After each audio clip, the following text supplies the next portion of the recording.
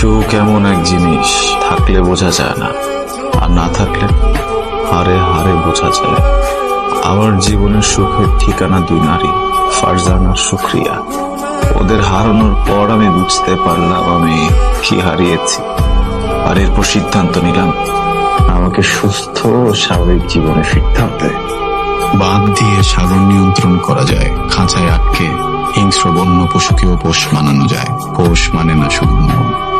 যতই ভাবি আর খাবো না, ততই আবার ক্ষুধা চেপে বসে। তুমি এখানে আসছো কেন? তোমাদের নিতে আসছি, চলো। আমি কোথাও যাবো না। আমি একটু ক্লিন হওয়ার চেষ্টা করতেছি, বুঝছো? হয়তো না, চলো না, আমার একটু সাপোর্ট করো, কি ক্লিন হয়ে যাবো, একটু সাপোর্ট দাও। তোমার মতো একটা অমানুষকে সাপোর্ট করার কোনো কারণ নাই। কুত্তার লেজ কখনো সোজা হয় না, আর আমার বাচ্চার সাথে দেখা করতে তুমি কোনোদিনও আসবা না। যাবো না বাবা আজকে। ফারজানার এমন ব্যবহারে মনের মধ্যে ভীষণ জেদ তৈরি হলো। নিজেকে বন্দি করার মেটিকিউলাস ডিজাইনটা তখনই তৈরি করি। দেখেন কিভাবে করবেন সেটা আপনাদের ব্যাপার, পারবেন কিনা সেটা বলেন। টেনশন নাই, কাজ হয়ে যাবে।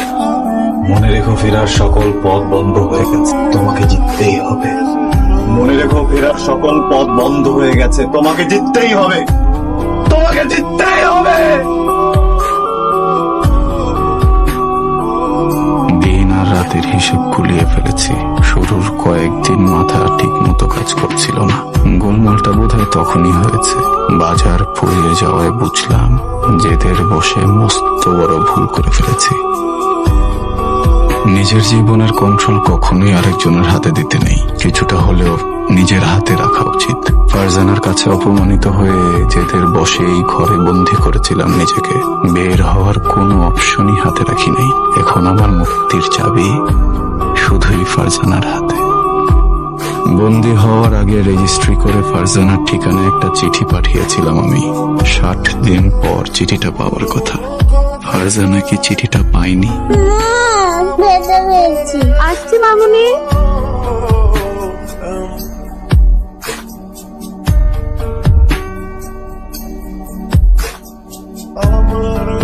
সুখ এমন এক জিনিস, থাকলে বোঝা যায় না, আর না থাকলে হারে হারে বোঝা যায়। আমার জীবনের সুখের ঠিকানা দুই নারী, ফারজান আর সুক্রিয়া। ওদের হারানোর পর আমি বুঝতে পারলাম আমি কি হারিয়েছি, আর এরপর সিদ্ধান্ত নিলাম আমাকে সুস্থ ও স্বাভাবিক জীবনে ফিরতে হবে। বাঁধ দিয়ে সাগর নিয়ন্ত্রণ করা যায়, খাঁচায় আটকে হিংস্র বন্য পশুকেও পোষ মানানো যায়। পোষ মানে না শুধু মন। যতই ভাবি আর খাবো না, ততই আবার ক্ষুধা চেপে বসে। তুমি এখানে আসছো কেন? তোমাদের নিতে আসছি, চলো। আমি কোথাও যাবো না।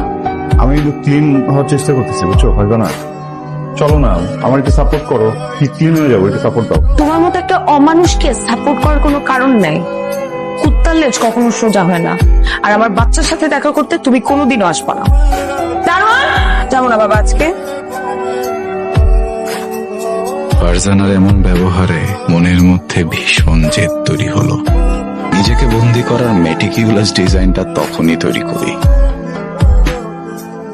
দেখেন কিভাবে করবেন সেটা আপনাদের ব্যাপার, পারবেন কিনা সেটা বলেন। টেনশন নাই, কাজ হয়ে যাবে। মনে রেখো, ফেরার সকল পথ বন্ধ হয়ে গেছে, তোমাকে জিততেই হবে। মনে রেখো, ফেরার সকল পথ বন্ধ হয়ে গেছে, তোমাকে জিততেই হবে, তোমাকে জিততেই হবে। দিন আর রাতের হিসেব গুলিয়ে ফেলেছি। শুরুর কয়েকদিন মাথা ঠিক মতো কাজ করছিল না। গোলমালটা বোধহয় তখনই হয়েছে। বাজার ফুরিয়ে যাওয়ায় বুঝলাম জেদের বসে মস্ত বড় ভুল করে ফেলেছি। নিজের জীবনের কন্ট্রোল কখনোই আরেকজনের হাতে দিতে নেই, কিছুটা হলেও নিজের হাতে রাখা উচিত। ফারজানার কাছে অপমানিত হয়ে জেদের বসে এই ঘরে বন্দি করেছিলাম নিজেকে। বের হওয়ার কোনো অপশনই হাতে রাখি নাই।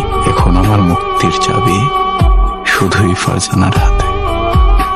বন্দি হওয়ার আগে রেজিস্ট্রি করে ফারজানার ঠিকানায় একটা চিঠি পাঠিয়েছিলাম আমি।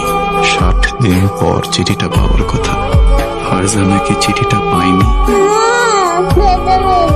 আসছি মামুনি।